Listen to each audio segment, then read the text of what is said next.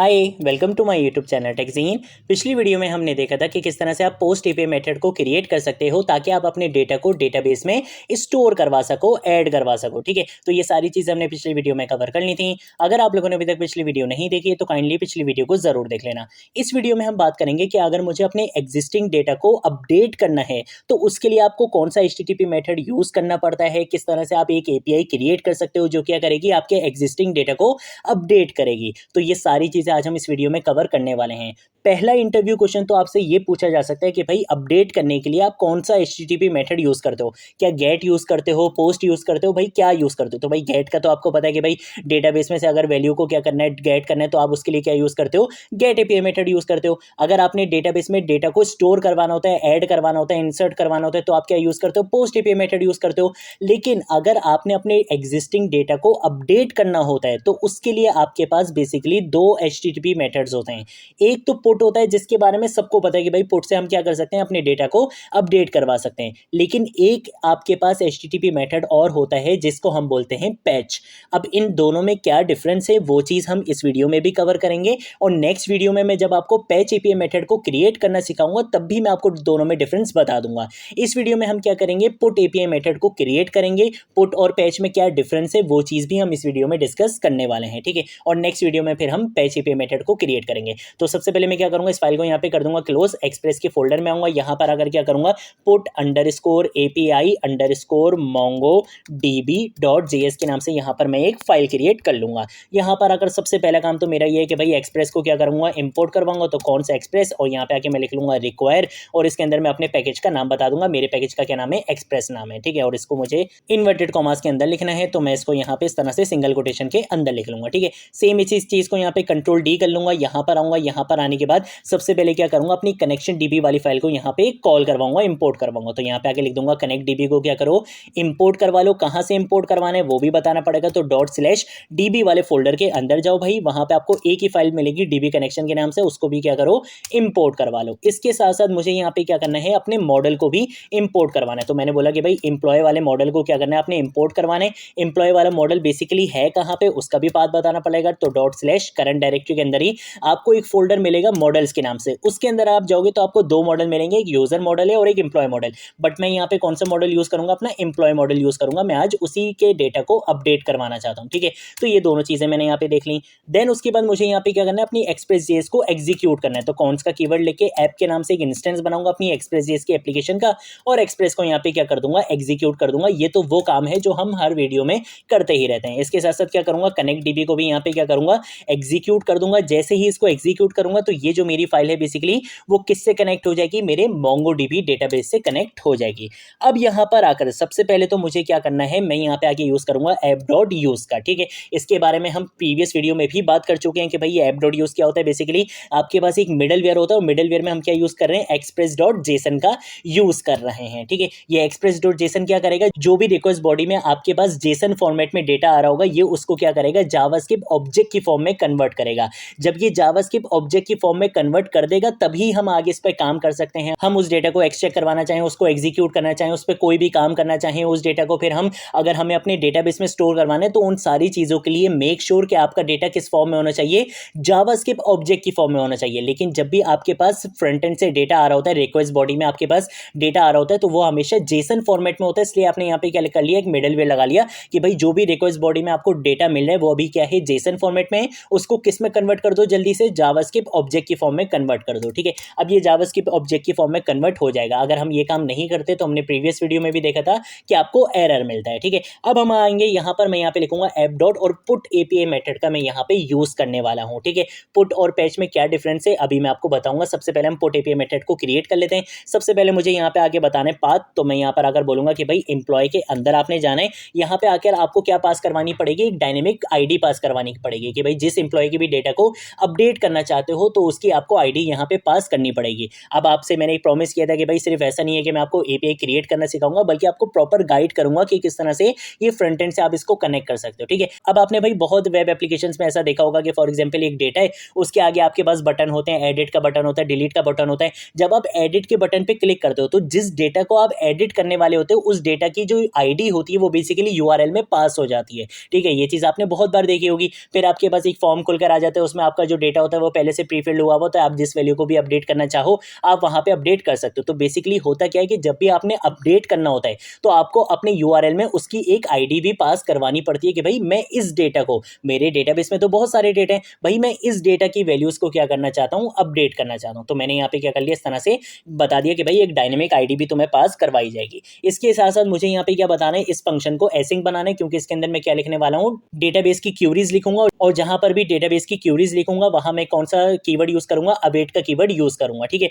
तो इसलिए मैंने इस फंक्शन को क्या बना दिया, एसिंक बना दिया। यहाँ पे आके मैं रिक्वेस्ट और रिस्पॉन्स पैरामीटर को इस तरह से लिख लूंगा। ठीक है, ये बेसिकली मेरा यहाँ पे मेथड क्रिएट हो चुका है। अब मुझे यहाँ पे क्या करना है, मैं यहाँ पे आके सबसे पहले तो लगा लूंगा ट्राई कैच ब्लॉक का, तो यहाँ पे ट्राई ब्लॉक लगा लिया, और यहाँ पे आके हम क्या लगा लेंगे, कैच ब्लॉक लगा लेंगे। इसके अंदर हम बता देंगे कि भाई ये क्या करेगा, बेसिकली एरर को कैच करेगा। ठीक है, ट्राई ब्लॉक के अंदर हमने सबसे पहले क्या काम करना है, ये जो आईडी आ रही है ना रिक्वेस्ट पैरामीटर में, आपको पता है कि यूआरएल में जो भी वैल्यू आती है वो किस में आती है, इस रिक्वेस्ट पैरामीटर में आती है। तो मुझे इसको सबसे पहले क्या करना है, गेट करना है। तो उसके लिए यहाँ पे कौन सा कीवर्ड लिखूंगा, यहाँ पे आके मैं लिखूंगा एम्प्लॉय आईडी के नाम से एक वेरिएबल बना लिया, और यहाँ पे आके मैं इसको गेट कैसे करूंगा, मैं बोलूंगा request dot params dot ID के, भाई रिक्वेस्ट के पैरामीटर्स में आपको क्या मिलने वाली है, आईडी मिलने वाली है, उसको गेट करो, किस में स्टोर करवा दो, एम्प्लॉय आईडी के अंदर स्टोर करवा दो।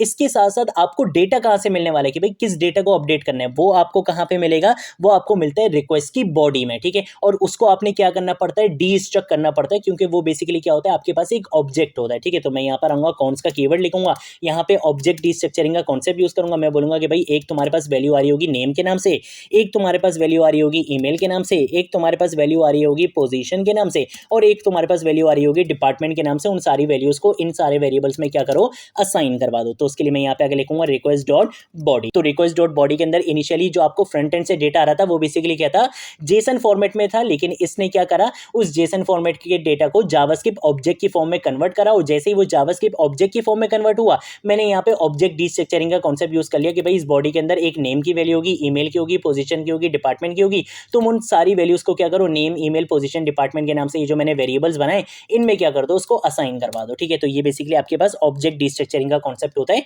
जो बेसिकली जावास्क्रिप्ट का कॉन्सेप्ट है। यहाँ पे आगे क्या करूंगा, कौन सा कीवर्ड लिखूंगा, और यहाँ पे आके मैं एक अपडेट एम्प्लॉय के नाम से क्या करूंगा, वेरिएबल बना लूंगा। ठीक है, इसके अंदर मैं यहाँ पर आगे लिखूंगा अवेट, और यहाँ पे आके मैं अपने मॉडल का नाम बताऊंगा, मेरे मॉडल का नाम है एम्प्लॉय, और मैं बोलूंगा कि भाई तुमने क्या करना है, मॉडल के अंदर जाना है और तुमने यहाँ पे क्या मेथड यूज करना है, मैं यहाँ पे आगे लिखूंगा find by ID and update. ठीक है, ये क्या करेगा, बेसिकली जो इसको आईडी मिल रही होगी ये उस आईडी वाले डेटा को क्या करेगा, फाइंड करेगा, और उस आईडी वाले डेटा को क्या कर देगा, अपडेट कर देगा। अब अपडेट किस तरह से करेगा, अपडेट के लिए मैं यहाँ पे क्या बताऊंगा, दो चीजें बताऊंगा। पहले तो मैं इसको यहाँ पे क्या पास करवाऊंगा, एम्प्लॉय आईडी पास करवाऊंगा कि भाई ये आईडी है, तुमने इस आईडी वाले डेटा को क्या करना है, अपडेट करना है। ठीक है, ये आईडी बेसिकली कहां से मिलेगी, इसको यहां से मिल जाएगी, हमने इसको इस तरह से गेट किया हुआ है। इसके साथ साथ मुझे दूसरी चीज भी बतानी है, मुझे ये भी बताना है कि भाई तुमने किस डेटा को क्या करना है, अपडेट करना है। ठीक है, तो उसके लिए मैं सिंपल यहाँ पर आऊंगा, यहाँ पे आके क्या करूंगा, कर्ली ब्रेसेस का यूज करूंगा, और यहाँ पे आके सिंपल इन्हीं वैल्यूज को यहाँ पे क्या करूंगा, कॉपी कर लूंगा, कंट्रोल सी, और यहाँ पे आके कंट्रोल वी से पेस्ट कर दूंगा।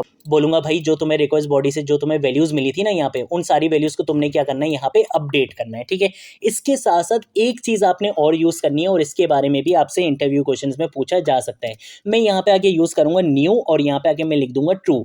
इसका क्या मतलब है, बाय डिफॉल्ट क्या होता है कि जब भी आप ये mongoose के इस तरीके के मेथड यूज करते हो ना, find by ID and update, इस तरीके का अगर आप कोई भी mongoose का मेथड यूज करते हो तो ये आपके डेटा को अपडेट तो कर देता है, लेकिन ये जो रिटर्न करता है ना, वो बाय डिफॉल्ट आपको वो पुराना वाला डेटा रिटर्न कर देता है जो अपडेट करने से पहले का डेटा होता है। तो मैं ये चाहता हूं कि भाई जब ये अपडेट कर दे तो ये मुझे वो न्यू डेटा रिटर्न करे जो इसने अपडेट किया है। तो उसके लिए मुझे यहाँ पे क्या लिखना पड़ता है, न्यू ट्रू लिखना पड़ता है, ताकि अब ये जब अपडेट कर देगा मेरे डेटा को तो ये मुझे क्या रिटर्न करेगा, वो न्यू अपडेटेड डेटा रिटर्न करेगा। ठीक है, तो ये चीज भी यूज करना जरूरी होती है। ठीक है, देन उसके बाद मैं यहाँ पर आ जाऊंगा इससे बाहर, और यहाँ पर आकर मैं क्या कर सकता हूँ, एक कंडीशन लगा सकता हूँ।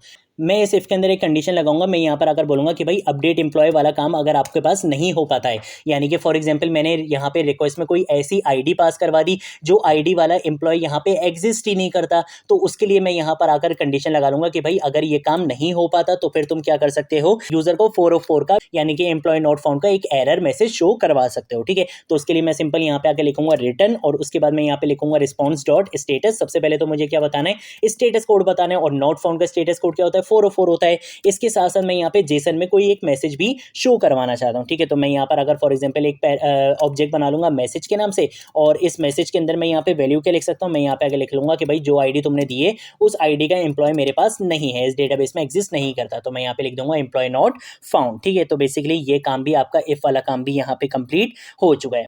और अगर ये वाला काम आपका हो जाता है तो फिर आपने क्या काम करना है, मैं यहाँ पर आकर क्या लिखूंगा, रिस्पॉन्स डॉट, और यहाँ पे आके मैं लिखूंगा जेसन, और मैं यहाँ पर आकर बोलूंगा कि भाई अपडेट एम्प्लॉय के अंदर जो भी आपका रिजल्ट आ रहा है उसको क्या करो, जेसन में कन्वर्ट करके क्लाइंट साइड पे शो करवा दो, ठीक है। तो बेसिकली क्या होगा कि यहाँ पे आपको ये क्या रिटर्न करेगा, ये रिटर्न करेगा वो अपडेटेड डेटा जो आपने क्या करा होगा, अपडेट करा होगा। तो ये वहां पे क्या होगा, आपको जेसन में कन्वर्ट करवा के रिटर्न करवा दिया जाएगा, ठीक है। तो ये बेसिकली मेरा ट्राई ब्लॉक का काम हो चुका है। मुझे क्या करना है, सिंपल कैच ब्लॉक का काम करना है। कैच ब्लॉक का काम बहुत आसान होता है, कंसोल डॉट लॉग लिखना है, यहाँ पे आके मैं बोलूंगा कि भाई एरर अपडेटिंग डेटा, ठीक है। तो इस तरीके से मैं यहाँ पर एक मैसेज लिख सकता हूँ, error updating employ data, updating, और यहाँ पे आके लिखेंगे एम्प्लॉय डेटा, ठीक है। और इसके साथ साथ हम यहाँ पे एरर मैसेज भी शो करवा सकते हैं, तो यहाँ पे आगे मैं सिंपल लिख दूंगा एरर, ठीक है। और इसके साथ साथ हम एक सेकंड, मुझे यहाँ पे क्या करना है, कॉमा लगाना है, और कॉमा लगाने के बाद मैं यहाँ पे आऊंगा, यहाँ पे आगे मैं क्या बताऊंगा, एक स्टेटस कोड बता दूंगा। तो रिस्पॉन्स डॉट स्टेटस, और आपके पास जो सर्वर एरर का बेसिकली स्टेटस कोड होता है वो क्या होता है, 500 होता है। यहाँ पे आके मैं डॉट सेंड लिखूंगा और एक मैसेज भी शो करवा दूंगा बेसिकली सर्वर एरर का, ठीक है। ये तब आपके पास काम करेगा जब फॉर एग्जाम्पल अगर आपकी ये एपीआई वर्क नहीं कर पाएगी, तो ये आपको कुछ इस तरीके से रिस्पॉन्ड कर देगा। ये मेरा काम यहाँ पे कंप्लीट हो चुका है। यहाँ पे आके ऐप डॉट, और यहाँ पे आके मैं लिखूंगा लिसन, इसके अंदर मैं अपना यहाँ पे पोर्ट नंबर बता दूंगा 2000, और इसके साथ साथ यहाँ पे लिखूंगा, इसके अंदर कुछ नहीं लिखना होता है, इस कॉलबैक फंक्शन के अंदर आकर सिंपल मैं कंसोल डॉट लॉग लगा लूंगा, और इस कंसोल डॉट लॉग के अंदर हम यहाँ पे आगे लिख लेंगे server is running on port number 2000, ठीक है। 20,000 नहीं यार, 2000। कंट्रोल ऐसे क्या करूंगा, सेव करूंगा, यहाँ पर आऊंगा, यहाँ पर आगे लिखूंगा नोडमोन, और मेरी एप्लीकेशन का क्या नाम है, put underscore API underscore MongoDB dot JS, ठीक है। एंटर प्रेस करूंगा, ठीक है। तो यहाँ पे क्या हो जाएगा, server is running on port number 2000 आ चुका है। मोंगोडीबी कनेक्ट हो जाएगा, मोंगोडीबी भी कनेक्ट हो चुका है सक्सेसफुली। तो अब मैं यहाँ पर आऊंगा, यहाँ पर आने के बाद मैं जाऊंगा लोकल होस्ट 2000 पे, ठीक है। और मैं बेसिकली मैंने यहाँ पे क्या बनाया था, मैंने यहाँ पे बनाया था अपना जो राउट बेसिकली वो था एम्प्लॉय के नाम से, और इसके साथ साथ मुझे यहाँ पे एम्प्लॉय के बाद एक डायनेमिक आईडी भी पास करवानी है कि भाई किस डेटा को क्या करना है, अपडेट करना है। तो आईडी फॉर एग्जांपल मैं यहाँ पे क्या करता हूँ, अली वाला डेटा नहीं, अली वाला नहीं, मैं या चलो अली वाला डेटा ही ले लेते हैं यार, ठीक है। तो अली वाले डेटा के ना मैं यहाँ पे क्या करूँगा, इसकी आईडी यहाँ पे कॉपी करूँगा कंट्रोल सी, और यहाँ पे आके इसकी आईडी कंट्रोल वी से पेस्ट कर दूंगा। जैसे ही एंटर प्रेस करूँगा तो ये यहाँ पे काम नहीं करेगी। इसके बारे में मैंने आपको पिछली वीडियो में भी बताया था कि जब आपने गेट एपीआई मेथड पे काम करना होता है तो उसको आप यहाँ पे चेक कर सकते हो। तो बट अगर आपने पोर्ट या पोस्ट को अगर आपने चेक करना होता है तो उसके लिए आपको किसी दूसरे टूल का यूज़ करना पड़ता है। मैं जो बेसिकली टूल यूज़ कर रहा हूँ वो बेसिकली क्या है, पोस्टमैन है। आप चाहो तो आप कोई भी टूल यहाँ पे यूज़ कर सकते हो अपनी एपीआई को टेस्ट करने के लिए, ठीक है। तो मैं इसी यूआरएल को क्या करूँगा, कंट्रोल सी करूँगा, यहाँ पर आऊँगा पोस्टमैन में, और यहाँ पर अगर इसको कंट्रोल वी से पेस्ट कर दूंगा, ठीक है। यहाँ पर आने के बाद मैं इस मेथड को सिलेक्ट करूँगा, देखो पुट भी और पैच भी है। मैं अभी पुट को सिलेक्ट करूँगा, पुट और पैच में क्या डिफरेंस है अभी वो भी बताऊँगा। सबसे पहले यहाँ पर आकर मुझे बॉडी में जाना है, और बॉडी में जाने के बाद मुझे यहाँ पे बताना है कि भाई मैंने डेटा को अपडेट करके रखना क्या है। फॉर एग्जाम्पल मैं यहाँ पे नाम चेंज करना चाहता हूँ, नाम मैं इसका फॉर एग्जांपल यहाँ पे कर दूंगा रोही, ठीक है। और इसके बाद हम यहाँ पे इसकी ईमेल भी चेंज कर देंगे, rohi@gmail.com कर देंगे। डेव की जगह मैं यहाँ पे लिख लूँगा सॉफ्टवेयर इंजीनियर लिख लूँगा, ठीक है। और डिपार्टमेंट हम इसका यहाँ पे कर लेते हैं CS कर देते हैं, कुछ भी कर देंगे यार, ठीक है, कोई मसले वाली बात नहीं है। यहाँ पे क्या करूँगा, सेंड पे क्लिक कर दूंगा। जैसे ही सेंड पे क्लिक करूँगा तो देखो रिस्पॉन्स में मुझे वो जेसन डेटा मिल चुका है और अपडेटेड डेटा मिला है। अगर मैं वो न्यू ट्रू वाली लाइन यूज़ नहीं करूँगा तो मुझे अपडेटेड डेटा नहीं मिलेगा, मुझे वो पुराना डेटा ही मिलेगा, ठीक है। तो मैंने यहाँ पे क्या कर लिया था, न्यू ट्रू का यूज़ करा था, तो देखो अपडेटेड डेटा मिल चुका है। मैं ज़रा यहाँ पे मोंगोडीबी में आऊँगा, यहाँ पे आने के बाद इसको क्या करूँगा, रिफ्रेश करूँगा, और अब देखता हूँ वो अली वाला डेटा यहाँ पे अपडेट होकर रोही वाला डेटा बना है या नहीं बना। अगर हम यहाँ पर आते हैं, यहाँ पे आके आप देख सकते हो, देखो ये रोही वाला डेटा बन चुका है। तो इस तरीके से आप क्या कर सकते हो, आप एक एपीआई क्रिएट कर सकते हो। वो एपीआई बेसिकली क्या होगी, पुट एपीआई होगी, जो क्या करेगी, आपके एग्जिस्टिंग डेटा को अपडेट करेगी। अब आ जाते हैं एक बहुत इंपॉर्टेंट इंटरव्यू क्वेश्चन की तरफ कि भाई ठीक है, आपने बताया कि भाई HTTP 2 मेथड्स होते हैं आपके पास, पुट और पैच किसके लिए, आपके एग्जिस्टिंग डेटा को अपडेट करने के लिए। लेकिन इन दोनों में डिफरेंस क्या होता है, देखो हमेशा याद रखना, हमेशा सही आपने यूज करना है। अगर आपने अपने एग्जिस्टिंग डेटा की सारी फील्ड्स को क्या करना होगा, अपडेट करना होगा। जैसे अभी हमने क्या करा, अपने एग्जिस्टिंग डेटा की सारी फील्ड्स को क्या करना था, अपडेट करना था। तो उसके लिए मैंने यहाँ पे क्या यूज कर लिया, पुट एपीआई मेथड यूज कर लिया, और यही यूज किया जाता है। लेकिन अगर आपने अपने एग्जिस्टिंग डेटा की किसी एक फील्ड को या किसी दो फील्ड्स को, सिर्फ कुछ फील्ड्स को अगर आपने क्या करना होता है, चेंज करना होता है, पूरे डेटा को चेंज नहीं करना होता, तो आप हमेशा यहाँ पे कौन सा एपीआई मेथड यूज करते हो, पैच एपीआई मेथड यूज़ करते हो, जिसको हम नेक्स्ट वीडियो में क्रिएट करेंगे और उसको मैं यूज़ भी करके दिखाऊंगा। बहुत सारे डेवलपर्स क्या करते हैं, एक मिस्टेक करते हैं, वो हर जगह पे क्या यूज़ कर रहे होते हैं, पोस्ट एपीआई मेथड यूज़ कर रहे होते हैं, जो आपकी एप्लीकेशन की परफॉर्मेंस पर अफेक्ट कर सकती है। ठीक है, तो ये चीज़ें हमें बहुत अच्छे से क्लियर होनी चाहिए कि कहाँ पर क्या चीज़ यूज़ करनी है। जब हमने अपने एग्जिस्टिंग डेटा की सारी फील्ड्स को, पूरे डेटा को क्या करना होता है, अपडेट करना होता है, तो हम हमेशा क्या यूज़ करते हैं, पोस्ट एपीआई मेथड का यूज़ करते हैं। लेकिन अगर एग्जिस्टिंग डेटा की कुछ फील्ड्स को, या एक फील्ड को, या दो फील्ड को, या कुछ फील्ड्स को अगर हमें अपडेट करना होता है, तो हम हमेशा पैच एपीआई मेथड का यूज़ करते हैं, जो हम नेक्स्ट वीडियो में कवर करेंगे। अगर कोई चीज़ नहीं समझ आए, नीचे कमेंट सेक्शन में पूछ लेना, सोशल मीडिया अकाउंट्स पे पूछ लेना, मैं ज़रूर आप लोगों को रिस्पॉन्ड करूंगा। अब हम मिलेंगे नेक्स्ट वीडियो में नेक्स्ट टॉपिक के साथ, तब तक के लिए बाय बाय।